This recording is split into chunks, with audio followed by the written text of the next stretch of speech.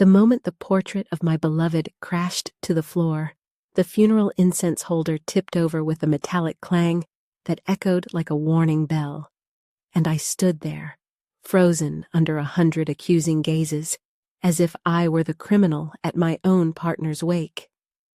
The whispers twisted around me, sharp and cold, cutting through the room as I clung to the back of my chair, feeling the scalding broth of anger, mine, theirs, I truly could not tell, trickle down my wrist. That was the day my twilight romance died in public shame, and a new battle began, though I wouldn't understand the true meaning of that until much later. I was not new to heartbreak, nor was I naive about loneliness. I'd spent a career nestled among the dust of library stacks, quietly retiring after a lifetime of silence and pages. My youth ended with my husband's betrayal. I raised 2 children on my own, kept the lights on and tuition paid, always careful, always prudent, never asking anyone to carry even a corner of my burdens. For years, my back knew only tension. It was only when I met Youngsoo, a man whose laughter sounded like a dry cough, that I finally let myself breathe. He and I met at the neighborhood senior center, helping each other with groceries, walking along the sunlit riverbank, sharing simple bowls of noodles as the seasons shifted. With Youngsoo, I learned that even at my age, love was not something folded and put away. My heart still beat with urgency, and in his company, I began to feel alive again. Some people called it a late-life romance, some scoffed behind my back, but I didn't care. In those unnoticed hours, I had joy, and for the first time since I was a girl, I caught myself smiling for no reason at all. We never rushed into anything reckless. We kept our household separate, always mindful of our children, careful to protect both dignity and peace. Youngsoo, meticulous as ever, organized every detail of his life. Old letters sorted by date, firewood stacked by length, no promise spoken, none demanded. Our world was built on small shared certainties. The taste of well-fermented kimchi, comfort found in cheap shoes, a nod to gentle winds as the afternoon faded. It was enough for us, a quiet intimacy all our own. But fate laughs at careful plans. One ordinary afternoon, Youngsoo complained of a headache, and by the next morning, the emergency room had us in its grip. Stroke, the doctors said, then complications, each day harder than the last. I watched him shrink inside himself, speaking less, relying on gestures. Still, he insisted on pointing to the mealtimes, guiding me silently through our daily rituals. His last gift to me was a thin metal key pressed quietly into my palm. I cradled that key for days, uncertain whether it was hope or simply a relic of all that was slipping away. Then, at the funeral, everything shattered. Youngsoo's eldest son, dressed in black, deliberately kicked the incense toward me, blocking my path as if I had no right to grief. His relatives poured into the room, shoving past mourners, and all eyes burned with accusation. It was obvious.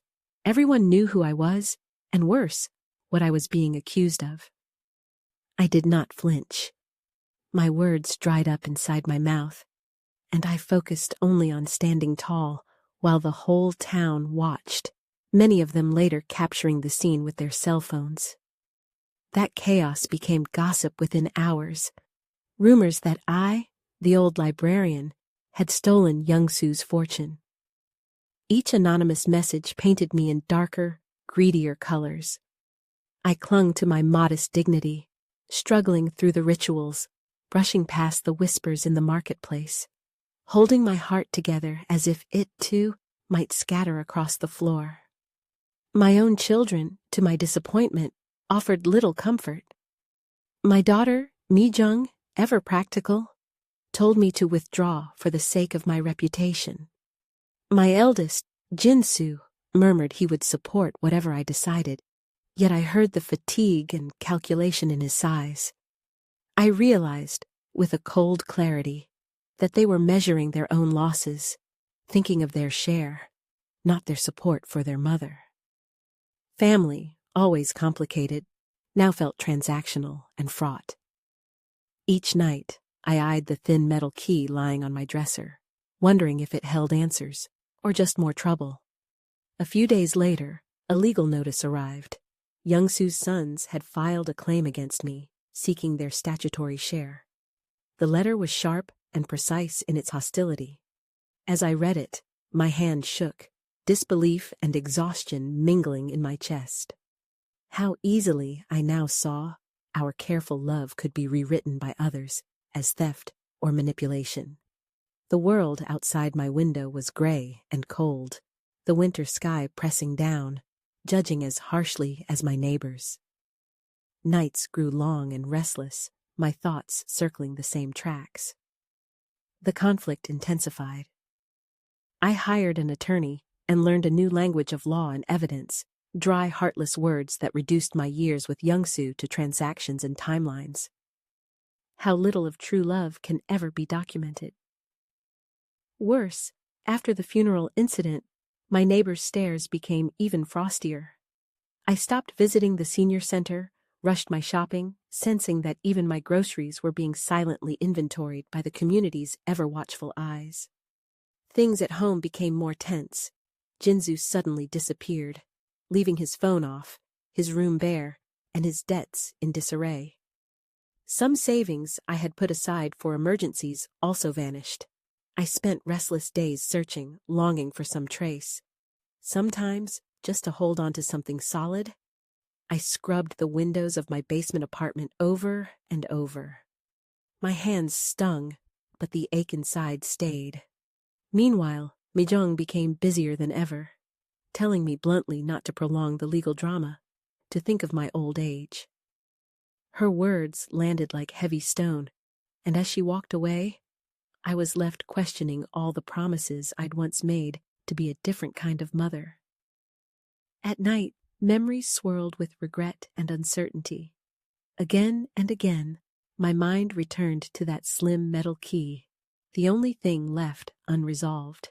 As a glimmer of intuition grew, I knew I had to follow where it led. One afternoon, I walked under harsh sunlight to the bank, my heart pounding, the key cold in my fist. Inside Youngsoo's safety deposit box, I found a thick notebook, some handwritten notes, and a small USB stick. My fingertips went cold. The notebook was filled with careful ledgers, listing the dates and amounts of money Youngsoo had given his sons, even loans he had taken to cover their failed businesses. Records of quiet, sacrificial love.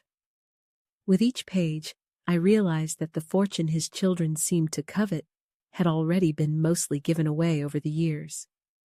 What little remained was truly meant for him, and for me. With trembling hands, I plugged in the USB. There was a single audio recording. I could barely listen.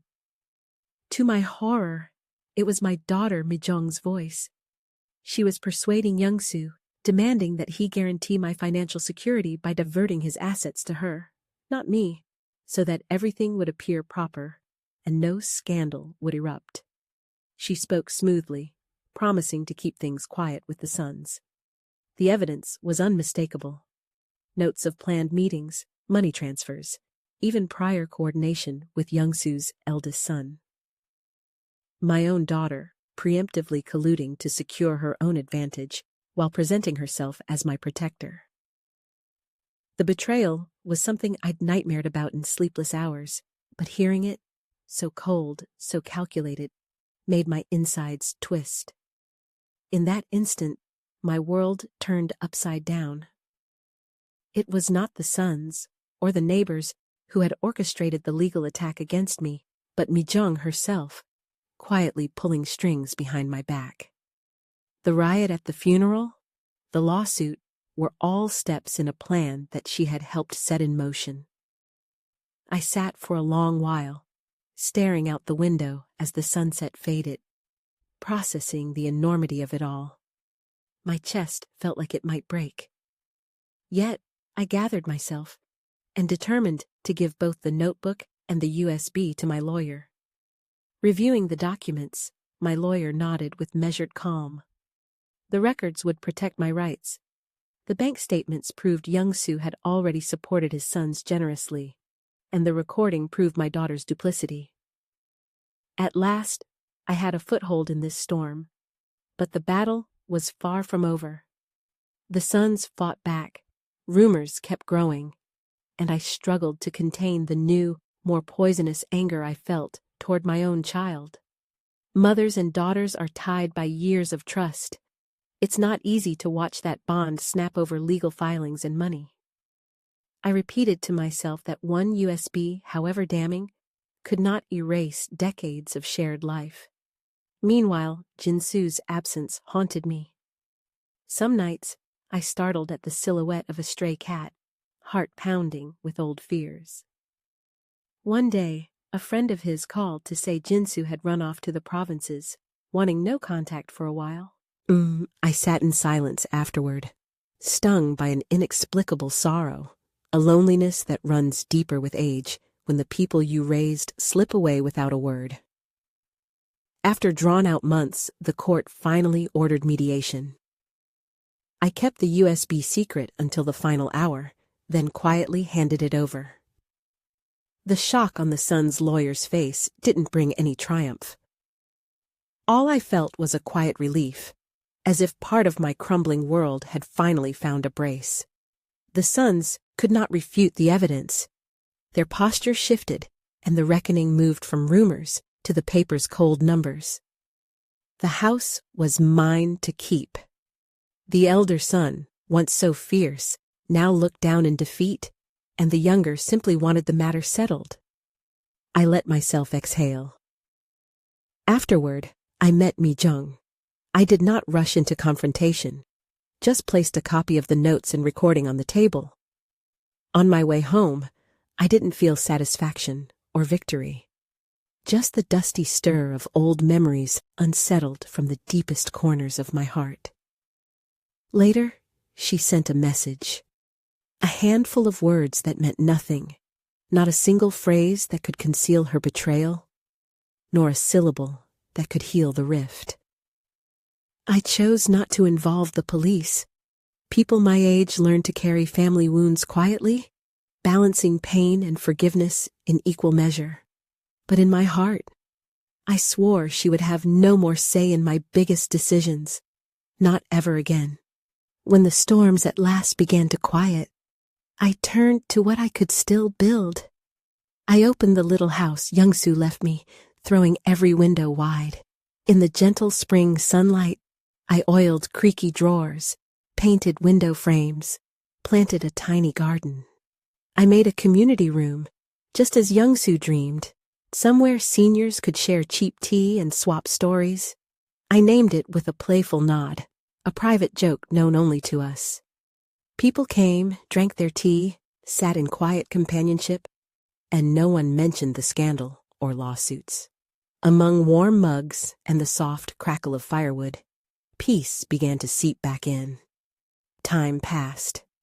Youngsoo returned at last, thinner and quieter, his eyes shadowed by hardship.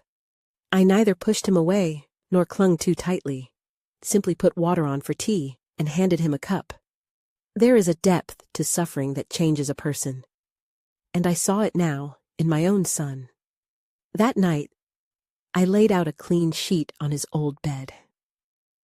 It was not dramatic forgiveness, just the small promise that tomorrow's meal would be waiting for him. Mi-jung remained distant, sending an occasional flower or brief note. I stopped replying quickly. It was her turn to travel her own wilderness, and perhaps one day the wind would bring her back, or not. I placed the USB in a drawer and, in my heart, made a space for her, neither opening it often nor sealing it away forever. In the evenings, I returned to the riverbank where Youngsoo and I once walked, feeling the same wind, strong and reliable, brush my cheek. The wounds of the past remained, but I found new strength in the routines of living. The storm that began with a broken portrait in a crowded funeral home drew to its close not with victory songs, but with small acts of determination and care. I protected my home. I learned the truth of those I loved, and those who betrayed me.